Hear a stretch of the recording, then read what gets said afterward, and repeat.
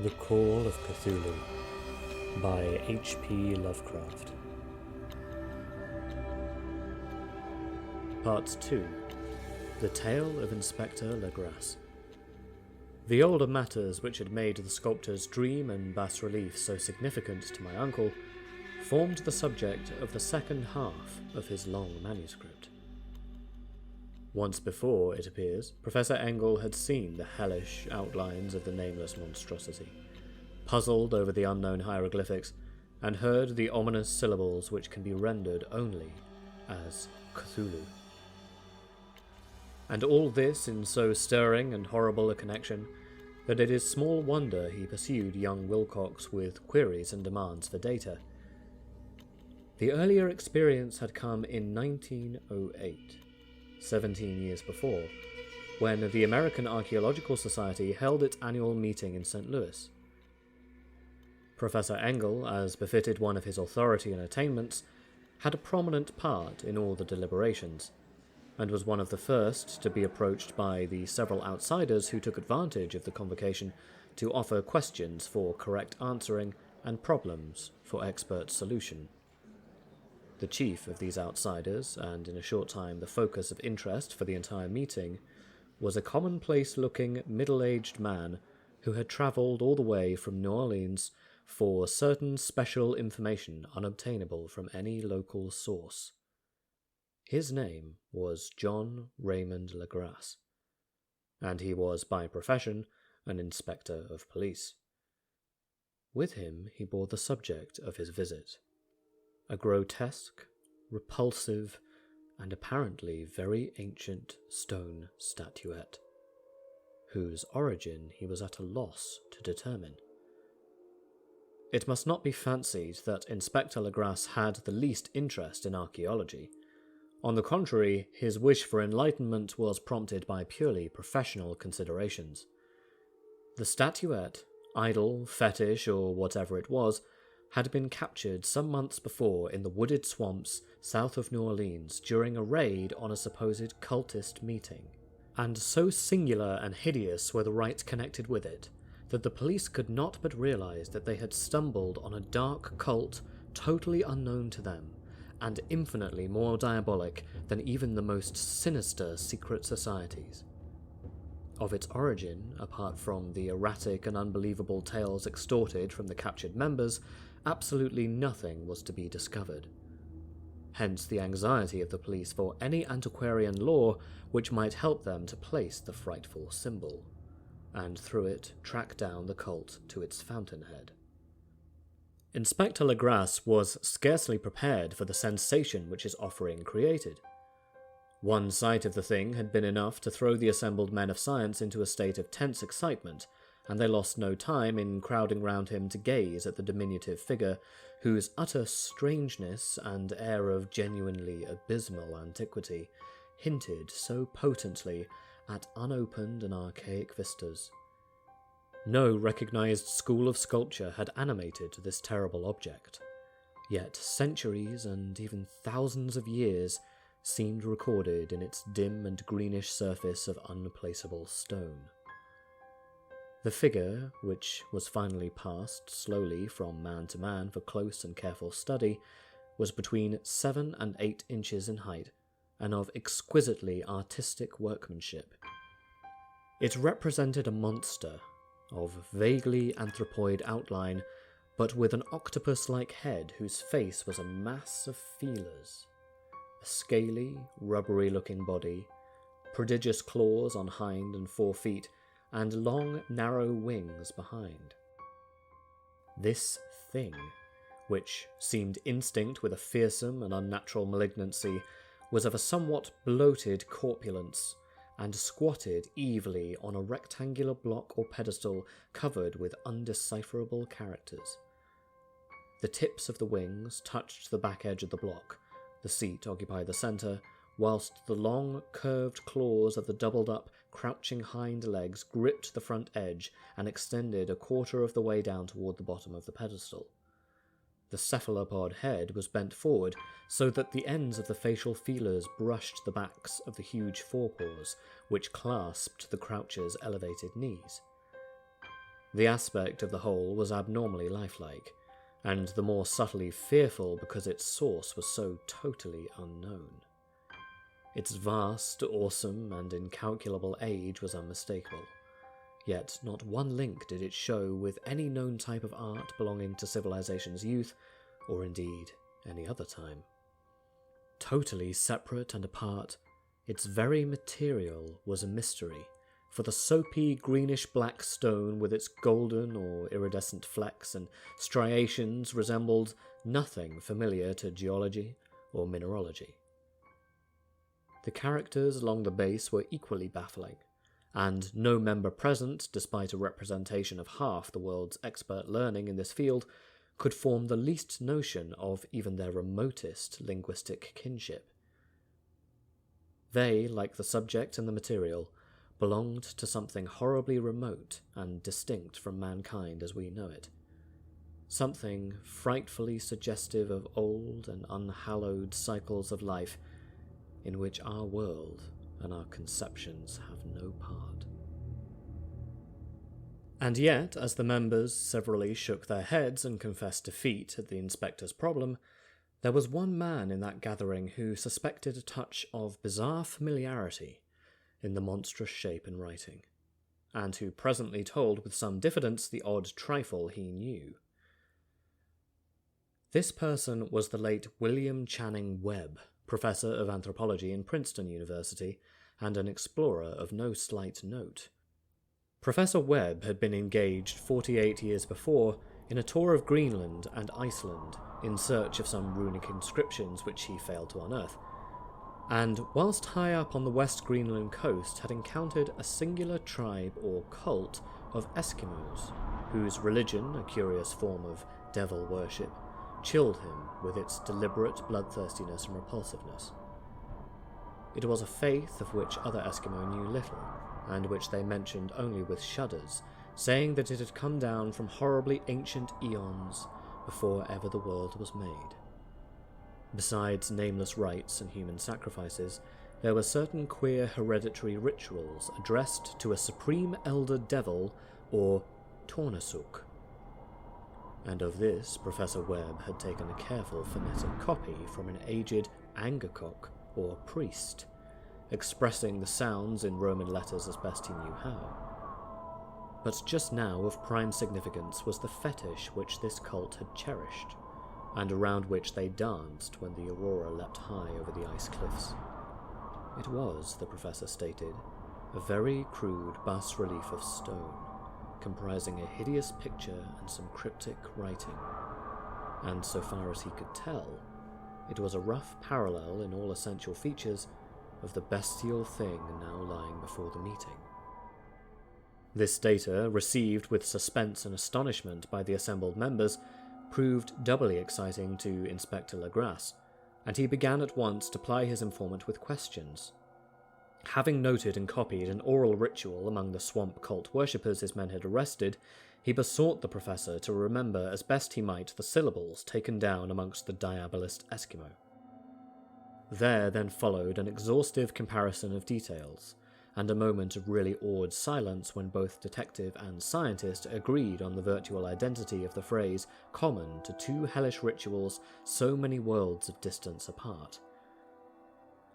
What, in substance, both the Eskimo wizards and the Louisiana swamp priests had chanted to their kindred idols was something very like this, the word divisions being guessed at, from traditional breaks in the phrase as chanted aloud. Fnglui, Mnugnafa, Cthulhu Rilye, Wagnagu Dagan. Legrasse had 1 point in advance of Professor Webb, for several among his prisoners had repeated to him what older celebrants had told them the words meant. This text, as given, ran something like this. In his house at Rilye, dead Cthulhu waits dreaming. And now, in response to a general and urgent demand, Inspector Legrasse related as fully as possible his experience with the swamp worshippers, telling a story to which I could see my uncle attached profound significance. It savoured of the wildest dreams of myth-maker and theosophist, and disclosed an astonishing degree of cosmic imagination among such outcasts and pariahs as might be least expected to possess it. On November 1st, 1907, there had come to the New Orleans police a frantic summons from the swamp and lagoon country to the south. The squatters there, mostly descendants of Lafitte's men, were in the grip of stark terror from an unknown thing which had stolen upon them in the night. They claimed it was voodoo, apparently, but of a more terrible sort than they had ever known, and some of their women and children had disappeared since the malevolent tom-tom had begun its incessant beating far within the black haunted woods where no dweller ventured. There were insane shouts and harrowing screams, soul-chilling chants and dancing devil flames. And, the frightened messenger added, the people could stand it no more. So a body of 20 police, filling 2 carriages and an automobile, had set out in the late afternoon with the shivering squatter as a guide. At the end of the passable road they alighted, and for miles splashed on in silence through the terrible cypress woods where day never came. Ugly roots and malignant hanging nooses of Spanish moss beset them, and now and then a pile of dank stones or fragment of a rotting wall intensified by its hint of morbid habitation, a depression which every malformed tree and every fungus islet combines to create. At length, the squatter settlement, a miserable huddle of huts, hove in sight, and hysterical dwellers ran out to cluster around the group of bobbing lanterns. The muffled beat of tom-toms was now faintly audible far, far ahead, and a curdling shriek came at infrequent intervals when the wind shifted. A reddish glare, too, seemed to filter through the pale undergrowth beyond endless avenues of forest night. Reluctant even to be left alone again, each one of the cowed squatters refused point-blank to advance another inch toward the scene of unholy worship. So Inspector Legrasse and his 19 colleagues plunged on unguided into black arcades of horror that none of them had ever trod before. The region now entered by the police was one of traditionally evil repute, substantially unknown and untraversed. There were legends of a hidden lake, unglimpsed by mortal sight, in which dwelt a huge, formless white polypus thing with luminous eyes, and squatters whispered that bat-winged devils flew up out of caverns in inner earth to worship it at midnight.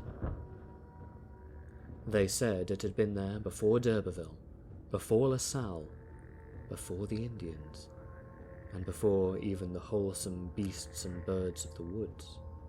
It was nightmare itself, and to see it was to die. But it made men dream, and so they knew enough to keep away. The present cultist orgy was, indeed, on the merest fringe of this abhorred area, but that location was bad enough. Hence, perhaps, the very place of the worship had terrified the squatters more than the shocking sounds and incidents. Only poetry or madness could do justice to the noises heard by Legrasse's men as they ploughed on through the black morass toward the red glare and the muffled tom-toms. There are vocal qualities peculiar to men, and vocal qualities peculiar to beasts, and it is terrible to hear the one when the source should be the other. Animal fury and orgiastic license here whipped themselves to demoniac heights by howls and squawking ecstasies that tore and reverberated through those nighted woods like pestilential tempests from the gulfs of hell. Now and then the less organized ululation would cease, and from what seemed a well-drilled chorus of hoarse voices would rise and sing-song chant that hideous phrase or ritual. Fnaglui, Lotnyafe, Cthulhu Orlye, Wagnagulvtagen. Then the men, having reached a spot where the trees were thinner, came suddenly in sight of the spectacle itself. 4 of them reeled. 1 fainted, and 2 were shaken into a frantic cry which the mad cacophony of the orgy fortunately deadened. Legrasse dashed swamp water on the face of the fainting man, and all stood trembling and nearly hypnotized with horror. In a natural glade of the swamp stood a grassy island of perhaps an acre's extent, clear of trees and tolerably dry. On this now leaped and twisted a more indecipherable horde of human abnormality than any but a Sime or Angarola could paint. Void of clothing, this hellish spawn were braying, bellowing, and writhing about a monstrous ring-shaped bonfire, in the centre of which, revealed by occasional rifts in the curtain of flame, stood a great granite monolith, some 8 feet in height, on top of which, incongruous with its diminutiveness, rested the noxious carven statuette. From a wide circle of 10 scaffolds, set up at regular intervals with the flame-girt monolith as a centre, hung, head downward, the oddly marred bodies of the helpless squatters who had disappeared. It was inside this circle that the ring of worshippers jumped and roared, the general direction of the mass motion being from left to right, in endless bacchanal between the ring of bodies and the ring of fire. It may have been only imagination, and it may have been only echoes which induced one of the men to fancy he heard antiphonal responses to the ritual from some far and unillumined spot deeper within the wood of ancient legendary and horror. This man, Joseph D. Galvez, I later met and questioned, and he proved distractingly imaginative. He indeed went so far as to hint of the faint beating of great wings, and of a glimpse of shining eyes and a mountainous white bulk beyond the remotest trees. But I suppose he had been hearing too much superstition. Actually, the horrified pause of the men was of comparatively brief duration. Duty came first, and although there must have been nearly 100 of the celebrants in the throng, the police relied on their firearms and plunged determinedly into the nauseous rout. For 5 minutes, the resultant din and chaos were beyond description. Wild blows were struck, shots were fired, and escapes were made, but in the end, Legrasse was able to count some 47 sullen prisoners, whom he forced to dress in haste and fall into line between 2 rows of policemen. 5 of the worshippers lay dead, and 2 severely wounded ones were carried away on improvised stretchers by their fellow prisoners. An image of the monolith, of course, was carefully removed and carried back by Legrasse. Examined at headquarters after a trip of intense strain and weariness, the prisoners all proved to be men of mental aberrance. But before many questions were asked, it became manifest that something far deeper and older than simple fetishism was involved. Ignorant as they were, these people held with surprising consistency to the central idea of their loathsome faith. They worshipped, so they said, the great old ones, who lived ages before there were any men, and who came to the young world out of the sky. Those old ones were gone now, inside the earth and under the sea, but their dead bodies had told their secrets in dreams to the first men, who formed a cult which had never died. This was that cult, and the prisoners said it had always existed and always would exist, hidden in distant wastes and dark places all over the world, until the time when the great priest, Cthulhu, from his dark house in the mighty city of Relief, under the waters, should rise and bring the earth again beneath his sway. Some day he would call when the stars were ready, and the secret cult would always be waiting to liberate him. Meanwhile, no more must be told. There was a secret which even torture could not extract. Mankind was not absolutely alone among the conscious things of Earth, for shapes came out of the dark to visit the faithful few. But these were not the great old ones. No man had ever seen the old ones.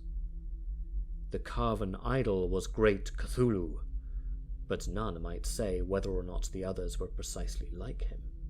No one could read the old writing now, but things were told by word of mouth. The chanted ritual was not the secret. That was never spoken aloud, only whispered. The chant meant only this: in his house at Rilye, dead Cthulhu waits, dreaming. Only 2 of the prisoners were found sane enough to be hanged, and the rest were committed to various institutions. All denied a part in the ritual murders, and averred that the killing had been done by black-winged ones which had come to them from their immemorial meeting place in the haunted wood. But of those mysterious allies no coherent account could ever be gained. What the police did extract came mainly from an immensely aged man named Castro, who claimed to have sailed to strange ports and talked with the undying leaders of the cult in the mountains of China. Old Castro remembered bits of hideous legends that paled the speculations of theosophists and made man and the world seem recent and transient indeed. There had been eons when other things ruled on the earth, and they had great cities. Remains of them, he said the deathless cult leaders had told him, were still to be found as cyclopean stones on islands in the Pacific. They all died vast epochs of time before men came, but there were arts which could revive them when the stars had come round again to the right positions in the cycle of eternity. They had, indeed, come themselves from the stars, and brought their images with them. These great old ones, Castro continued, were not composed altogether of flesh and blood. They had shape, for did not this star-fashioned image prove it? But that shape was not made of matter. When the stars were right, they could plunge from world to world through the sky, but when the stars were wrong, they could not live. But although they no longer lived, they would never really die. They all lay in stone houses in their great city of Rilye, preserved by the spells of mighty Cthulhu for a glorious resurrection when the stars and the earth might once more be ready for them. But at that time some force from outside must serve to liberate their bodies. The spells that preserved them intact likewise prevented them from making an initial move, and they could only lie awake in the dark and think, whilst uncounted millions of years rolled by. They knew all that was occurring in the universe, but their mode of speech was transmitted thought. Even now they talked in their tombs. When, after infinities of chaos, the first men came, the great old ones spoke to the sensitive among them by moulding their dreams, for only thus could their language reach the fleshy minds of mammals. Then, whispered Castro, those first men formed the cult around small idols which the great ones showed them. Idols brought in dim eras from dark stars. That cult would never die till the stars came right again, and the secret priests would take great Cthulhu from his tomb to revive his subjects and resume his rule of Earth. The time would be easy to know, for then mankind would have become as the great old ones, free and wild beyond good and evil, with laws and morals thrown aside and all men shouting and killing and reveling in joy. Then the liberated old ones would teach them new ways to shout and kill and revel and enjoy themselves, and all the earth would flame with a holocaust of ecstasy and freedom. Meanwhile, the cult, by appropriate rites, must keep alive the memory of those ancient ways and shadow forth the prophecy of their return. In the elder time, chosen men had talked with the entombed Old Ones in dreams, but then something had happened. The great stone city Rillier, with its monoliths and sepulchres, had sunk beneath the waves, and the deep waters, full of the one primal mystery through which not even thought can pass, had cut off the spectral intercourse. But memory never died, and high priests said that the city would rise again when the stars were right. Then came out of the earth the black spirits, mouldy and shadowy, and full of dim rumours picked up in caverns beneath forgotten sea bottoms. But of them old Castro dared not speak much. He cut himself off hurriedly, and no amount of persuasion or subtlety could elicit more in this direction. The size of the Old Ones, too, he curiously declined to mention. Of the cult, he said that he thought the centre lay amid the pathless deserts of Arabia, where Irem, the city of pillars, dreams hidden and untouched. It was not allied to the European witch cult, and was virtually unknown beyond its members. No book had ever really hinted of it, though the deathless cult leaders said that there were double meanings in the Necronomicon of Abdul al-Hazred, which the initiated might read as they chose. Especially the much-discussed couplet, "That is not dead which can eternal lie, and with strange eons even death may die."